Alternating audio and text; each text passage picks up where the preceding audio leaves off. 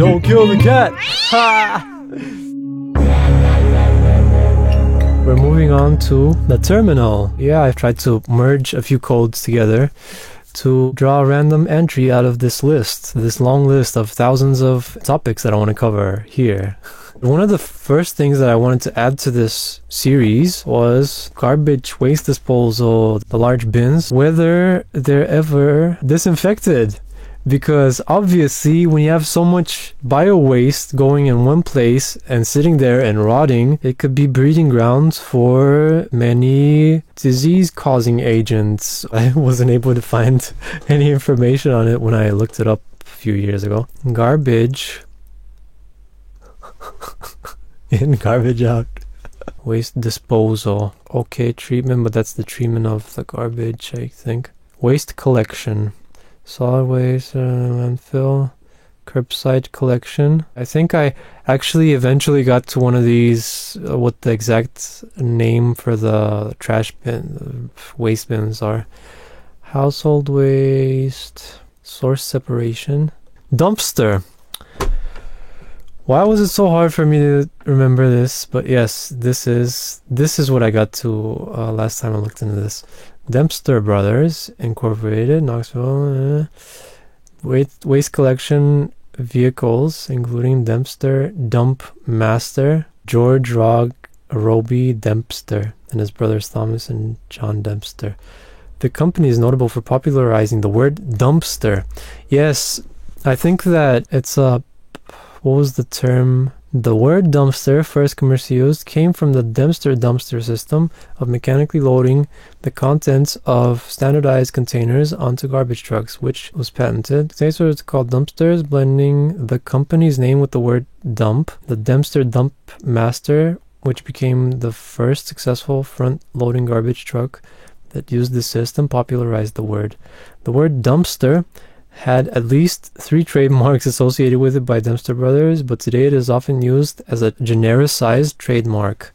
I think this is the term in which the name of a trademark like Pampers or Kleenex, I don't know, I can't think of a popular example, but in which a trademark or brand name, it becomes the general term for the thing without referring to the brand against the intentions of the trademark owner. Genericized, or humorously to have suffered genericide, where when it begins as a distinctive product identifier but changes in meaning or to become generic. Right. So dumpster. Back to our topic, dumpster disinfection, sanitizing and disinfecting services. So apparently someone already thought of this, but it's a company.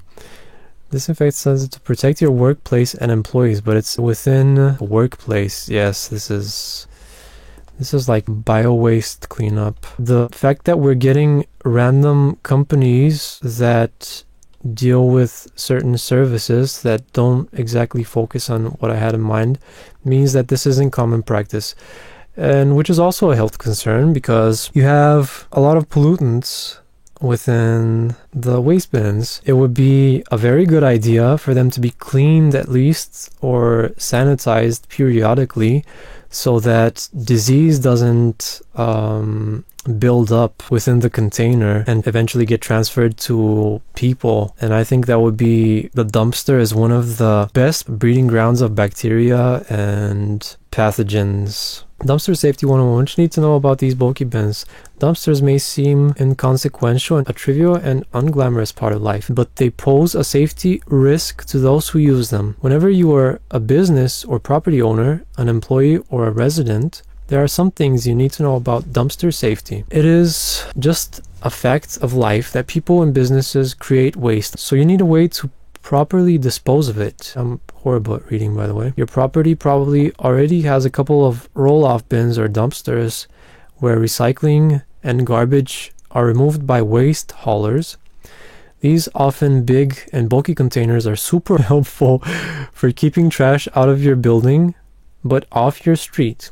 There are three main things you need to know about dumpster safety: where to store a dumpster, how to operate a dumpster, and how to keep a dumpster clean. Where to store a dumpster, who is throwing out the trash, who is seeing the trash. There are back alleys for my international viewers within the big cities in the United States. These back alleys are usually between big buildings, and that's where usually the dumpsters are held, so that they're not on the main streets where there's a lot of traffic and cars and people going to work, even though we know that waste management usually starts off their day really early, way before the 9 to 5 shifts, so that they're not in the way of regular citizens. I think I've seen them in regular civilian areas as well. Yeah, by the way, everyone, please close your dumpster covering lids, because you have street animals ravaging through them, and that's obviously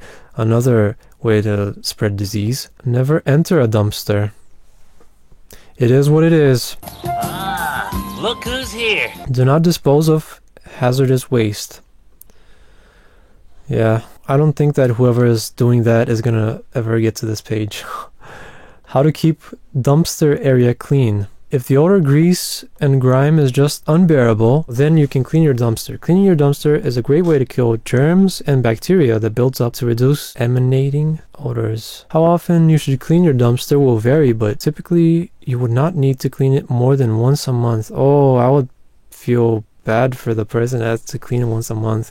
I mean, if you're just doing it because you don't want your dumpster to smell, this should be done by the company that's collecting the trash, because they're responsible for these dumpsters, providing them. I think this should be a requirement. One option would be to hire a professional cleaning company that specializes in dumpster cleaning to do the work for you. Yeah, we didn't find any, as cleaning your dumpster poses safety and environmental risks. Yeah, if you're draining the water, if you're just rinsing it with water, and if you're draining it into the sewage, obviously it's a health risk as well. You have to disinfect it first, neutralize the pathogens, and then perhaps you could wash it and rinse it off. If you decide to try cleaning your dumpster yourself, then make sure to use eco-friendly and biodegradable cleaning agents. Runoff from the dumpster cleaning impacts the environment, so it's critical using natural products. You'll want to clean your dumpster in a space where water can flow away into the gutters. If the water is not able to run off, then the bacteria and smell will stay in the area. If you don't kill the bacteria, maybe you could just use antibacterials and whatever. Make sure that your dumpster is completely dry before putting trash into it. Obviously, it would still create appropriate breeding grounds for bacteria. Congratulations, you have successfully made it through the Dumpster Safety 101. I think that DuckDuckGo queries Google results as well. LinkedIn, another profile of a company. Janitor Supply Company Inc. Bacteria, mold. So apparently someone has already thought of this, but it hasn't been made a thing. Disinfection, cleaning, maintenance. See, you don't have any of this within Wikipedia, meaning that it's most likely not really a popular practice, so it's not worth it to write about. That's not really a good thing. Yeah, this is a DIY again. So there are some companies that have thought of it, but not as much as they should have.